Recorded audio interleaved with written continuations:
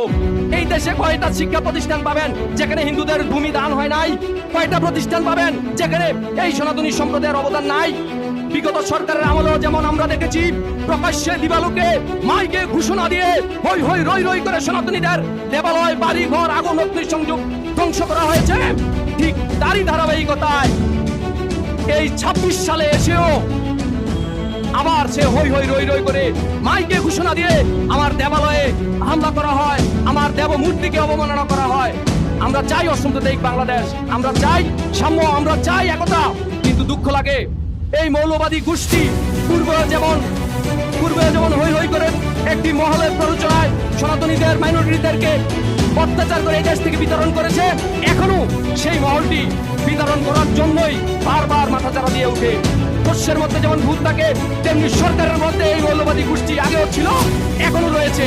আমরা দৃঢ় কণ্ঠে বলতে চাই, আপনারা এই শস্যের মধ্যে ভূতরূপী মৌলবাদদেরকে সংস্কারের অংশ থেকে বিতাড়িত করুন, এই দেশ থেকে বিতাড়িত করুন, তাহলে আমরা একটি সোনার বাংলা পাবো।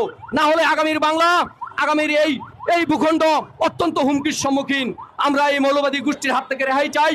আমরা যেরকম সোনার বাংলা ও সাম্প্রদায়িক বাংলা চিন্তা করে এই দেশ স্বাধীনতা পেয়েছিলাম, তার ছিটে ফোটাটিও আমরা এখন লক্ষণীয় করতে পারছি না।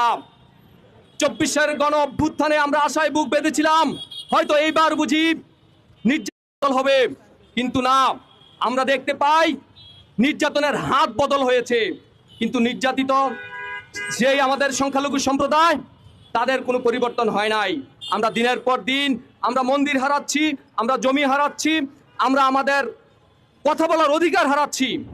আমরা ৩ কোটি সনাতনী সম্প্রদায় এখনো মাঠে নামার জন্য প্রস্তুত।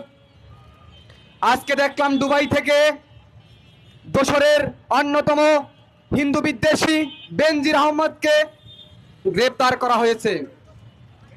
সেইভাবেই সরকারের কাছে অনুরোধ করব, এই মৌলবাদী গোষ্ঠীকেও গ্রেপ্তার করে আইনের আওতায় আনুন এবং এই দেশকে সুশৃঙ্খলভাবে চলতে দিন। সংখ্যালঘু সম্প্রদায় একটি দেশের অলংকার, যদি সংখ্যালঘু সম্প্রদায় ভালো থাকে বিশ্বে সেই দেশের মান ভাবমূর্তি ভালো থাকে। আপনারা আরএসসিএস খতিয়ান দেখেন, এই ভূমি কাদের ছিল, এই ভূমির মালিকানা কারা ছিল?